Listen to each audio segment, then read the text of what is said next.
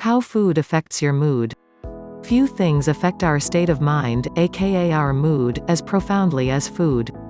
Women being propelled by some mysterious hormonal force to eat chocolate during PMS is one good example. There's just something in that chocolate that makes them feel so good. Aside from the emotional ties around food, such as associating it with celebration or entertainment, there is also the physiological side that affects our mood. We've all seen children throwing fits in the cereal aisles or at the checkout stand where all the sweets have been placed for impulse buying. I don't know about you, but I've never seen such outbursts in the broccoli aisle. People crave almost instinctively comfort foods which are high in carbohydrates, which the body immediately converts into sugar in the bloodstream upon consumption. Consuming processed and refined foods which contain exorbitant amounts of sugars and artificial ingredients and practically no dietary fiber renders the eater into a blood sugar nightmare. Even cooked starches that some consider healthy such as potatoes, rice and pasta are converted into simple sugars quickly in the body.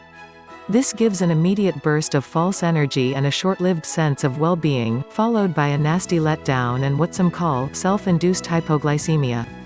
In order to feel better after the letdown phase, which can make people feel exhausted, cranky and unable to focus, the body compels one to simply eat more of the substance that gave it that happy rush in the first place. Now we see how we get set up for addictions.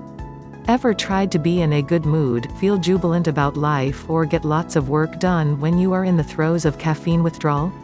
The main function of most antidepressants on the market is to enhance the uptake of that famous feel-good hormone, serotonin. When this brain chemical is low, people crave carbohydrates and comfort foods in order to get it. But if we learn how to nourish the brain properly, we need not suffer from nutrient or serotonin deficiencies and consequently we can avoid the addictions that keep us bound to the constant highs and lows. There is a sound and foolproof way to accomplish this. One of the main reasons a raw vegan diet is so helpful in maintaining stable moods is due to the fact that there are no toxins, addictive substances or artificial ingredients in living foods. Moreover, raw foods are loaded with fiber to keep the intestinal tract and colon in tip-top shape as well as clean. If the colon is overloaded with waste, this waste is recirculated in the bloodstream again and again. How peaceful and blissful do you think you can feel with your body's own waste nourishing your brain?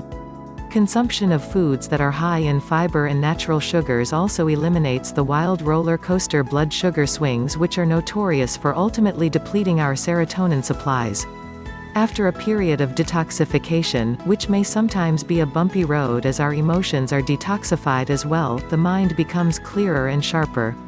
Better health also brings an improved outlook on life and renewed hope that other improvements are possible. When we begin to look better, perhaps by dropping a few pounds or our skin clears up, we definitely begin to strike a more cheerful tone. On a raw food diet, our brain becomes cleansed and nourished on a cellular level, our senses sharpen and we begin to see the sun come out in our life once again. Won't you join me in eating naturally?